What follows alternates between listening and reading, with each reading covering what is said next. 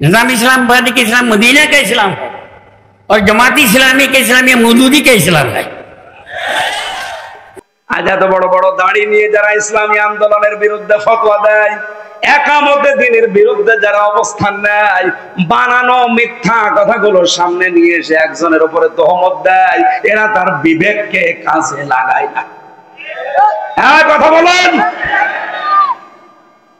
বলেন এই দেশে জামাত ইসলামী, চরমনায় পীর, ইসলামী আন্দোলন যেটা, এদের সাথে জীবনেও কোনোদিন মেশা যাবে না। বাকি যদি শয়তানের সাথে মিশতে বলে তাও মিশবো। একে আলেম বলবেন না জালেম বলবেন? এটা যে প্রকৃত জালেম বোঝা যাচ্ছে, তার বিবেক গেল কোথায়? আরে আপনি ভালো করে বলেন, এই পৃথিবীতে ইসলাম পন্থী যারা আছে তারা কোনদিন এই কথা বলবে, আসো আমরা মানুষের তৈরি করা আইন কায়েম করি? বলবে? ইসলাম নিয়ে যারা রাজনীতি করে তারা অন্তত এইটা তো বলবে, আর না যা বলুক যে আসেন ভাই আল্লাহর বিধানটা কায়েম করি। আপনি সরাসরি তো ফতোয়া জামাত ইসলামের বিরুদ্ধে, ইসলামী আন্দোলনের বিরুদ্ধে দিচ্ছেন না, সরাসরি ফতোয়া দিচ্ছেন আল্লাহর বিধানের বিরুদ্ধে। আপনার বিবেক গেল কোথায়? টাকা খেয়ে বিবেক বিক্রি করে দিয়েছেন।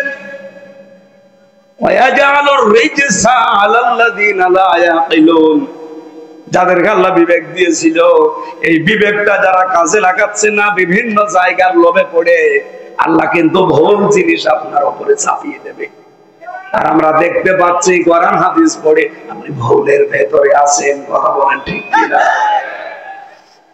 ও মেহেরপুরবাসী, জ্ঞানী মানুষ আপনারা, সচেতন। আমি দেখতে পাচ্ছি আপনাদের শোনার এই মনোভাব দেখে আরো অ্যাক্টিভ ভাবে কিছু কথা শুনেন। আল্লাহ পাক বলেন আপনি সত্য কথা তুলে ধরেন, কুলিল হাক্কু মির রাব্বিকুম ফামান শাআ ফালিয়ুমিন ওয়া মান শাআ ফালইয়াকফুর। হক কথাগুলো বলবেন, যার ইচ্ছা হয় সে মেনে নেবে, যার ইচ্ছা হয় সে কুফরি করবে।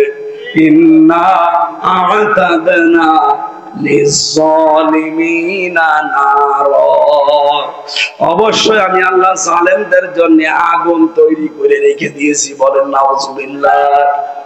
আল্লাহ যেহেতু আমার হাতে হাফিজের হাতে হেদায়েত দেয়নি, যদি দিত আপনাকে পিটিয়ে হেদায়েত করতাম।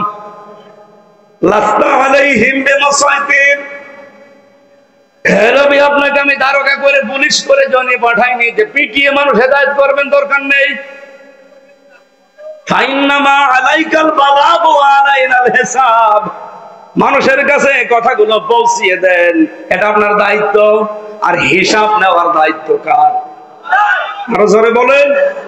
আমি আপনার বিবেকের কাছে প্রশ্ন করছি, আপনি হিসাব দিতে পারবেন তো? এই জন্য আল্লাহ কাইফা দিয়েছেন যে কেমন হবে তখন যখন তুই আমার সামনে দাঁড়াবি আর তোর পক্ষে বিপক্ষে সাক্ষী দেবে হয় রাসূল নাই রাসূলের নায়েব। কেমন হবে লাগবে, কেমন লাগবে তখন তোর তুই বল। আপনি নিজেকে একটু দাঁড় করান তো ওই জায়গায়। আজ তো শোনার পরও ঘাড় ঘুরিয়ে চলে যান।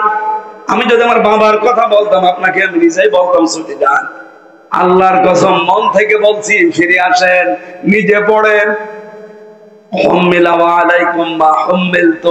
হে নবী, আপনার যে দায়িত্ব দিয়েছে আপনি পালন করে যান।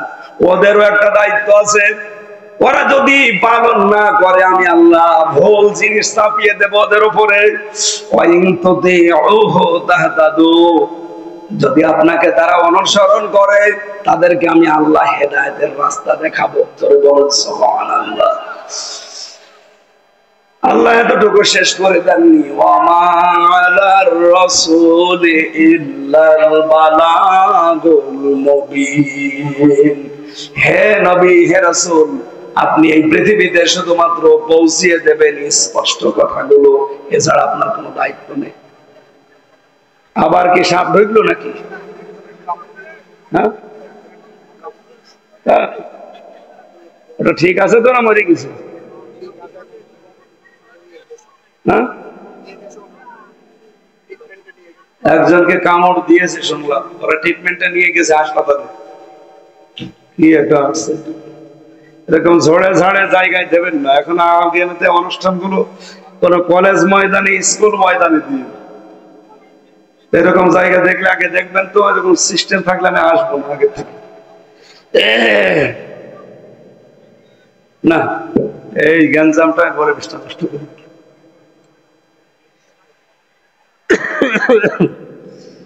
আমার ভাইরা এবার আসেন। আরে আল্লাহ রে,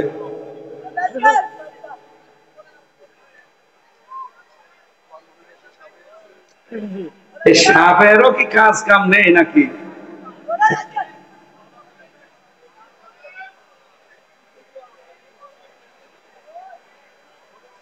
আমার আর একটা মাহফিলের কথা চলছে, মানে 15-20 দিনের ভেতরে, এই যে চকশামনগরে যদি ওটা হয় তাহলে ওই জায়গায় দেখি, ওদের মনে হয় কলেজ না স্কুল ময়দানে যদি চকশামনগরে কথা বলার চেষ্টা করবো, যদি আরো বড় কণ্ঠ উঠে যায়। তো নষ্ট করে দিল পরিবেশ। সুবহানাল্লাহ, আলহামদুলিল্লাহ, লা ইলাহা ইল্লাল্লাহ, লা ইলাহা ইল্লাল্লাহ, মুহাম্মাদুর রাসূলুল্লাহ।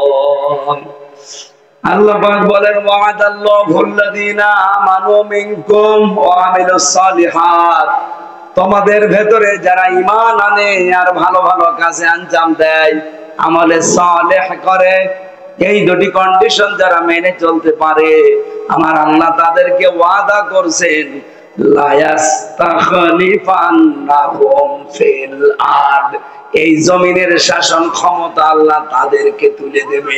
বলেন সুবহানাল্লাহ।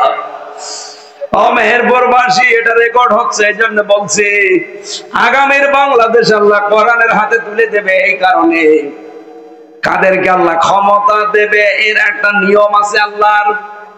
রব্বুল আলামিন জানিয়েছেন, এই পৃথিবীতে যারা আল্লাহর জন্য, রাসূলের জন্য অত্যাচারিত হয়, নির্যাতিত হয়, জুলুমের শিকার হয়, তাদের প্রথম ওয়াদা আল্লাহ করছেন তাদের জমিনের শাসন ক্ষমতা দেয়। তাদেরকে আমি জমিনের নেতা বানিয়ে দেই। এই জমিনের উত্তরাধিকারী তাদেরকে আমি আল্লাহ বানাই। আর জমিনের শাসনের ক্ষমতার চেয়ার আল্লাহ তাদেরকে দিয়ে দেয়। আজ বাংলাদেশ সহ বিশ্বের, আন্তর্জাতিক বিশ্বের দিকে তাকান, সবাই জানে এই দেশে ইসলামের জন্য মুসলমানেরা মায়ের খেয়েছে কেমন। কথা বলে না কেন? সত্যিকারের যাদের ঈমান আছে, যারা ভালো কাজ বলতে শুধুমাত্র নামাজ রোজা না, মানুষের উপকার হয় কোন কাজে, এইটা ভালো কাজ। এই ভালো কাজগুলো যারা আঞ্জাম দিয়েছে, আল্লাহ পাক যেহেতু রাষ্ট্র ক্ষমতায় দেওয়ার প্রথম অধ্যায় এইটা নিয়ে এসেছেন, সূরা কসসের 5 নম্বর আয়াতে পাবেন, অনুমাক্কিনা লাহুম ফিল আরদ, আমি জমিনে তাদেরকে প্রতিষ্ঠা দিয়েছিলাম। কেন দিয়েছিলাম জানো? অনরিয়া ফিরাউনা ও হামানা ও জুনুদাহুমা মিনহুম মা কানু ইয়াহজারুন, আমি ফেরাউনকে, হামানকে আর তার সৈন্য বাহিনীকে, তার দলের লোককে দেখাতে চেয়েছি, যাদেরকে বেশি ভয় পেত তারা, তাদেরকে জমিনের শাসন ক্ষমতা দিয়ে আমি আল্লাহ তাদের দেখালাম। আজ 54 বছরে আপনি বলেন, এই দেশে বহু আলেম আছে, বহু হুজুর মার্কা লোক আছে, তাদেরকে দেখে বাতিলরা ভয় পায় না। বাতিল ভয় পায় শুধুমাত্র একামতে দিন দেখে। যারা জমিনে দিন কায়েম করতে চায়, বাতিলের টার্গেট শুধু তারা। এই হিসাবে আল্লাহর যেহেতু একটা সুন্নাত আছে, আল্লাহর যেহেতু একটা মানদণ্ড আছে, তার একটা নিয়ম নীতি করা আছে, সেই নিয়মে এই দেশে যারা জুলুম, অত্যাচার, নির্যাতনের শিকার বেশি হয়েছিল আল্লাহর জন্য, ইসলামের জন্য, মহান আল্লাহ এই পৃথিবীতে এবার তাদেরকে উত্তরাধিকারী বানাবে। একটা পরিচিত আয়াত বলছি, দেখেন তো, ইন্না মা'আল উসরি ইসরা ফাইন্না মা'আল উসরি ইসরা। আপনি এখানে লক্ষ্য করে দেখেন, একটা পরিচিত পড়েন আপনারা প্রায় সময়, এখানে ইন্না মা'আল উসরি ইসরা, উসরুন, ইসরাম, উসরুন মানে কষ্ট, ইসরা মানে সহজ। আল্লাহ কষ্টের আগে আলিফ লাম দিয়ে ওটা নির্দিষ্ট করে দিলেন, এর আগে আল্লাহ মা দিয়েছেন, এর আগে ইন্না দিয়েছেন, কিন্তু সহজ যে বিষয়টা ইসরা, সেখানে আল্লাহ আলিফ লাম দেয়নি। আমি আয়াতটা নিয়ে ভেবেছিলাম যে কেন আল্লাহ উসরুনের আগে আলিফ লাম দিলেন, কিন্তু ইসরা যেখানে সহজ, স্বস্তি, শান্তি, নিরাপত্তা, সুখ, আরাম, এগুলোর আগে আল্লাহ আলিফ লাম দিলেন না কেন? মুফাসসিরিন ইকরাম আমি বহু তাফসীর মিলিয়ে একটাই পেয়েছি। তিনি বলতে চেয়েছেন এটা পৃথিবীতে কেউ যদি আল্লাহর জন্য, রাসূলুল্লাহর জন্য আর মানবতার জন্য একটা কষ্ট সহ্য করে, দুনিয়া আখেরাত মিলে কমপক্ষে আল্লাহ তাকে ৭০টা শান্তি, স্বস্তি, নিরাপত্তা দেবে। তাহলে কষ্ট যদি করা হয় একটা, সুখ পাবেন কয়টা? আরো জোরে। এবার বুঝেছেন আপনি, কষ্ট পাওয়া লাগবে একটা আপনাকে, কিন্তু কষ্ট পাওয়া লাগবে আল্লাহর জন্য, রাসূলুল্লাহর জন্য, অথবা মানবতার জন্য। কষ্ট তো হাসিনাও পেয়েছিল, তার একটা কষ্টের জন্য আল্লাহ ৭০টা সুখ দেবে। তার কি কষ্ট আল্লাহর জন্য ছিল, রাসূলুল্লাহর জন্য, মানবতার জন্য? কিসের জন্য? ক্ষমতা হারানোর জন্য। সুতরাং যাদের কষ্ট আল্লাহর জন্য করেছেন, এই মেহেরপুরে গুলি করে, আমি একজন শুনেছিলাম যে গুলি করে মেরে ফেলেছে একজনকে, মেহেরপুর জেলা আমিরের ছেলে তারেক ভাই। আল্লাহর জন্য যারা কষ্ট করেছে, রাসূলুল্লাহর জন্য আর মানবতার জন্য, আপনি লিখে নিতে পারেন, মাস্ট বি কোরআনের কথা, আপনার দুনিয়া আখেরাতে ৭০টা শান্তি আল্লাহ আপনাকে দেবে। আমরা যারা আজ ১৫ বছর বলেন তো কষ্ট করেছি আমার নিজের কোন অপরাধের জন্য? এই কথা বলা লাগবে। যেই লোকটা আয়না ঘরে ছিল, ব্যারিস্টার আরমান, ওর নিজের অপরাধের জন্য? ওর বাবা জামাত ইসলামের নেতা, এই জন্য তার ছেলেকে আয়না ঘরে রেখে দিয়েছে বোম করে। আমান আজমি ভাই, তার বাবা জামাতের লিডার, এই জন্য তাকে 10 বছর আয়না ঘরে রেখে দিয়েছে। আমিও আয়না ঘরে 10 দিন ছিলাম, কিন্তু অত কঠিন না, সহজটাই। সহজটার বর্ণনা শুনেছেন আপনি? এই হাতটা এইবার পায়ের ভেতরে এইভাবে দেয়। আমার সাথে মুফতি ফখরুল ভাই ছিল, চট্টগ্রাম বিভাগে বাড়ি তার। উনি আমারে বলছিল যে হামজা, এ পা এইভাবে দিয়ে দিল, সামনে লোহার ব্যারিকেড দেওয়া, ওখানে দিয়ে হাতের সাথে চেন আটকিয়ে দিল।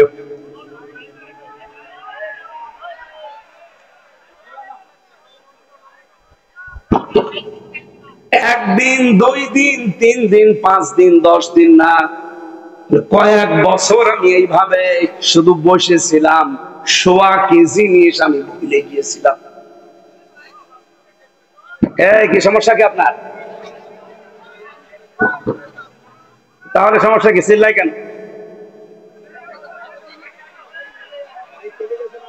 হ্যাঁ, মাইক শোনা যাচ্ছে না? পরে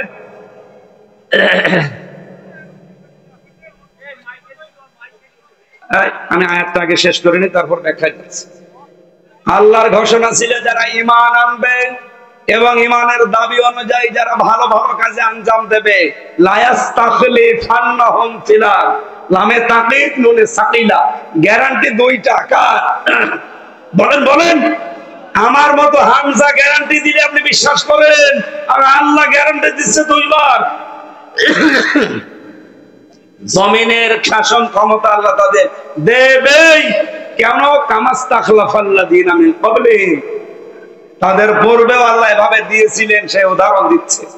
ওয়ালা ইউমাক্কিনান্না লাহুম, আল্লাহ বলেন আমি প্রতিষ্ঠা করে দেব দীনাহুম, তাদের জন্য জীবন ব্যবস্থাকে, দ্বীনকে, ধর্মকে, আল্লাযী ইরতাদা লাহুম, যেই দ্বীনকে তারা পছন্দ করে।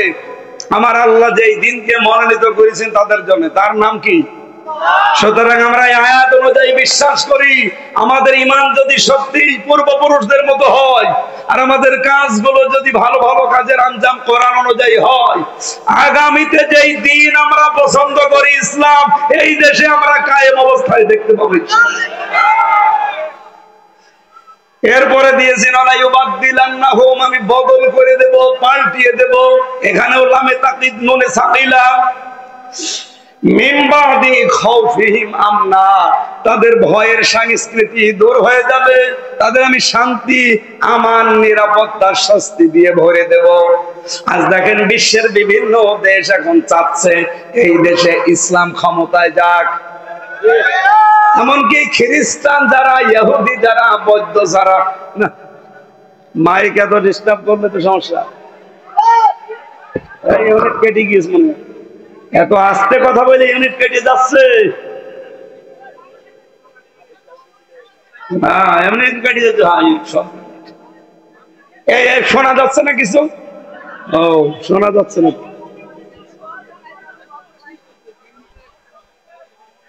ইউনিটের সমস্যা হয়েছে তো এখন লাগাইছেন কেন? এখনই গুরুত্বপূর্ণ কয়েকটা কথা বলবো, এখনই যদি আপনি একদম পাঠান, একদম পাঠান। আমি আস্তে আস্তে বলছি ভাই, শোনা তো যাচ্ছে আমার মনে হচ্ছে কানে, ওই পর্যন্ত না গেলে।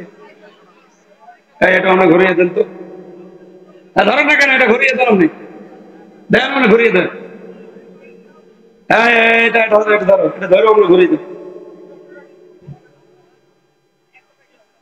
আমাদের যে ভয়ের সংস্কৃতি আছে বাংলাদেশে, আমরা যে ভয়ে আছি, এই ভয় থাকবে না আগামীতে ইনশাআল্লাহ। কোরআনে কারিমের গ্যারান্টি কোনদিন মিথ্যা হয়নি, আজও হবে। আমরা এটা দেখবো ইনশাআল্লাহ। ভয়গুলো আল্লাহ আস্তে আস্তে দূর করে দিচ্ছে। সারা বিশ্বের যারা আমাদের ভয় দেখাতো তারা আজ ভয়ে আছে। দাদা বাবুরা সারা জীবন ভয় দেখিয়েছে, দাদার এখন ধুতি খুলে যাচ্ছে, টের পাচ্ছেন?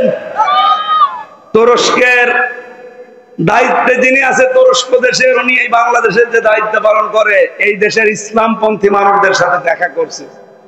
খ্রিস্টান যারা, বৌদ্ধ যারা, চীন, সব সময় এখন আসতেছে যে ভাই আমরা দেখতে পাচ্ছি এদেশের জনগণের যে মনোভাব, এবার ইসলাম বা কোরআন আল্লাহর বিধান এদেশে আসবে। এরা একজন খ্রিস্টান, ইহুদি, হিন্দু।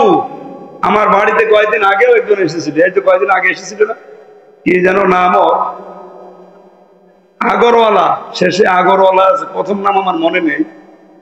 এই লোকটা এসে আমার একটা ভিডিও দেখিয়ে বলছে, হুজুর আপনার কথা আমার খুব ভালো লেগেছে, যদি ভোট আপনাকে দাঁড়িপাল্লায় দিতে 10,000 টাকাও দেওয়া লাগে, টাকা দিয়ে ভোট। একটা হিন্দু যদি এ কথা বলতে পারে যে মুসলমান তো 20,000 দিতে রাজি হবে। সুতরাং এই জোয়ার যখন উঠেছে সারা বাংলাদেশে চলছে, এবার আর ইসলাম অন্তত কেউ বাধা দিয়ে আটকাতে পারবে। আল্লাহ পাক বলে তোমাদের এবার কিছু কাজ করা লাগবে, এগুলো তো আমি করব। ভয় দূর করে শান্তি তোমাদের মাঝে আমি, নিরাপত্তা, স্বস্তি ফিরিয়ে দেবো। আমি আমার ইবাদত করা লাগবে। কার? আপনারা অ্যাক্টিভ হয়ে যান। যারা 5 ওয়াক্ত নামাজ এতদিন পড়তেন না, আরম্ভ করেন, তাহাজ্জুদ মিলে শুরু করেন। দেখেন আল্লাহর ইবাদতে আপনি মনোনিবেশ করেন, আল্লাহর ওয়াদা মিথ্যা হবে না। লা ইউশরিকুনা বিশাইয়া, আর আল্লাহর সাথে আমরা কাউকে শরীক করব না। যারা করছে করুক, আমরা আল্লাহর আইনের সাথে, আল্লাহর ক্ষমতার সাথে, আল্লাহর বিধানের সাথে কাউকে শরীক বলেন, বলেন। ওমান কাফারা বাদা যালিকা, এরপরেও কেউ যদি মুখ ফিরিয়ে চলে যান, এটার হামজার দায় নেই। ফাউলাইকা হুমুল ফাসিকুন, এরা ফাসিক, এদেরকে আল্লাহর হেদায়েত দেবেন। মেয়েরা যারা এসেছেন, সম্মানিত মা বোনেরা, শুধু নামাজ পড়া, রোজা রাখা আর কালো বোরকা পরা ইবাদত না। আমি যে বলেছিলাম মানুষের সাথে হাসি মুখে কথা বলা, ভালো ব্যবহার করা কি? বলেন, বলেন। আজ বউ শাশুড়ির ইবাদতটা নেই। অনেক শাশুড়ি আছে, আমি তো নিজে দেখি আমার শাশুড়ি যেভাবে জোগাড় জানতে করে এই পাশের জেলা চুয়াডাঙ্গা, একটা জামাইকে খাওয়াতে পারলে শাশুড়ি যেভাবে খুশি হয়, বৌমাকে ওই পরিমাণ খাওয়াতে পারলে তার শাশুড়ি খুশি না। কথা বলবেন না কেন? হয়তো 100 জনের 5 জন থাকতে পারে বলবেন যে আপনি শাশুড়িকে হাওয়া দিচ্ছেন না। আমি নিজে পেয়েছি তা। শ্বশুর বাড়িতে গেলে আমি যেইটা খেতে চাই, না খেতে চাই, সব তৈরি করে আমি খেতে পারলে ওনার আনন্দ লাগে। কিন্তু আমরা দেখেছি আমাদের অনেক বউ যদি একটু খাওয়া দাওয়া শুরু করে, ছেলের মা তখন মন খারাপ করে। আরে আপনার ছেলেকে তো এই মেয়ের মা খাওয়াচ্ছে, খাওয়াতে পারলে আরো আনন্দ পায়। আর আপনার কাছে এসেছে এই মেয়েটা একটু খাওয়া দাওয়া বেশি করলে আপনার মন খারাপ হয়, মানে এরকম ডাইনি মার্কা শাশুড়ি নেই? ওই মহিলা প্যান্ডেলে যদি থাকে হাত তোলেন তো।